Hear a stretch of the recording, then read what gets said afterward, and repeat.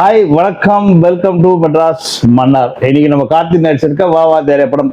அது ஒரு 2-3 வாரத்துக்கு கூட ரிலீஸ் ஆகுது. ஒரு சில பிரச்சனைகள்னால தள்ளி போயிட்டு முந்தானத்து ரிலீஸ் ஆச்சு படம். அந்த படத்தோட ரிவ்யூ தான் இன்னைக்கு பார்க்க போறோம். இது என்னன்னு பாத்தீங்கன்னா, இந்த படம் வந்து டு ஸ்டார்ட் வித் எம்ஜிஆர் ரசிகர்கள் சில பேர் சேர்ந்து தியேட்டர்ல கொடுத்து படத்தை போட சொல்றாங்க. அந்த டைம்ல நைட் ஒரு 3:30க்கு வந்து ஆபரேட்டர் சொல்றாங்க படத்தை ஆஃப் பண்ணோம். என்னன்னா எம்ஜிஆர் இறந்து போயிட்டாரு அந்த மாதிரி சொல்றாங்க. ஒரே சோகமாயிராரு ஆனந்தராஜ், இவரு ராஜ்கிரண் எல்லாருமே. அந்த சமயத்துல தான் வந்து வேற ஒருத்தவங்க சொல்றா, இது மாதிரி உனக்கு பேரம் பிறந்திருக்கான்னு. எம்ஜிஆர் இறந்து போன சமயத்துல என் பேரம் பிறந்திருக்கா. ஸோ எம்ஜிஆரோட குணாதிசயங்கள்ல தான் பிறந்திருப்பா. நியாயம், நேர்மை, நீதி இதெல்லாம் தவறாம இருப்பா என் பையன் சொல்லி வளர்க்கலாம். படத்துக்கெல்லாம் கூட்டு போய் காமிக்கிறாரு, எம்ஜிஆர் படமா காமிக்கிறாரு, எம்ஜிஆரோட குணாதிசயங்கள்லாம் வரணும்னு சொல்லி படத்தெல்லாம் கூட்டு போய் காமிக்கிறாரு. ஸோ இவன் பார்க்கலாம் ஒரு ஸ்டேஜுக்கு மேலே ரொம்ப டார்ச்சராக இருக்குன்னு சொல்லிட்டு எம்ஜிஆர் படத்தை எடுத்து இடத்துல வந்து நம்பியார் படத்தை போட்டு ஒட்டிடுறான். போலீஸ் ஆஃபீஸர் ஆகிட்டாரு. போலீஸ் ஆஃபீஸர் ஆகிட்டு காக்கி ட்ரெஸ் போட்டாருன்னு பார்த்தா காக்கி கலரில் இருக்க ஒரு டிசைனான சட்டை. அதுவே நம்ப முடியல. அப்பயே கொஞ்சம் அப்செட் ஆயிடுச்சு எனக்கு. இது படம் எப்படி எம்ஜிஆர் ரெஃபரன்ஸில் ஓட்டிலாம் நினச்சி நல்ல எடுத்துருக்கான் போல இருக்கு. எப்படி இந்த படம் வந்து மைண்டுக்கு ஒட்ட மாட்டேங்குதுன்னு பார்த்தேன். அதே மாதிரி பார்த்தீங்கன்னா ஃபர்ஸ்ட் ஹாஃப் ஏதோ கொஞ்சம் ஏனோ தானான்னு போச்சு. ஒரு ஜஸ்ட் 10-15 மினிட்ஸ் அப்படி இப்படி போச்சு.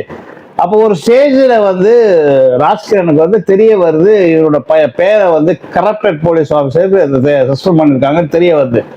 அப்போதான் அங்கேருந்து மாறுது ஸ்டோரி. அங்கேருந்து எம்ஜிஆர் சூப்பர் ஹீரோ ஆறாரு. அது எப்படி ஆறாரு என்ன மீதி கதை. அந்த கதை சொல்லிட்டேன்னா உங்களுக்கு ஸ்பாய்லர் ஆகிடும். ஸோ இது ஸ்பாய்லர் பண்ணாலும் ஒன்றும் இல்லைங்க. மொத்தத்தில் இதை சிம்பிளாக சொல்லணும். இந்த படத்தை வந்து சூதுக்கவும் டைரக்டர் நலன் வந்து டைரக்ட் பண்ணியிருக்காரு. அதனால ஒரு பயங்கரமான எக்ஸ்பெக்டேஷனோட இந்த படத்துக்கு போனேன். புக் மை ஷோவில் தான் புக் பண்ணியிருந்தேன். பார்த்தீங்கன்னா இந்த படம் வந்து 200 ரூபாய்க்கு கிட்ட வந்து புக் பண்ணுது. என்ன ஒன்று, இந்த படத்தோட ரிவ்யூ ரொம்ப ஷார்ட் அண்ட் ஸ்வீட். அதான் இவருக்கு மேலே ரிவ்யூ பண்ண முடியாதுன்னு நம்ம சொல்லணும்னா அது 200 ரூபா வேஸ்ட்.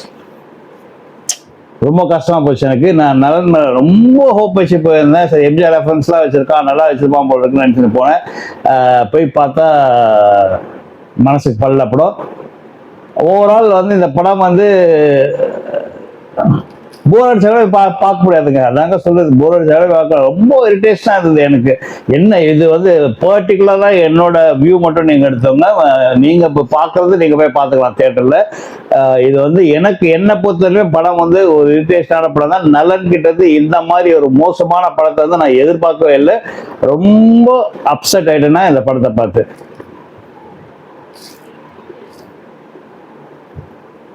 ஓகே, வேற ஒரு படத்தோடு உங்களை சந்திக்கும் வரை உங்களது விடைபெறுவது உங்கள் மெட்ராஸ் மன்னார்.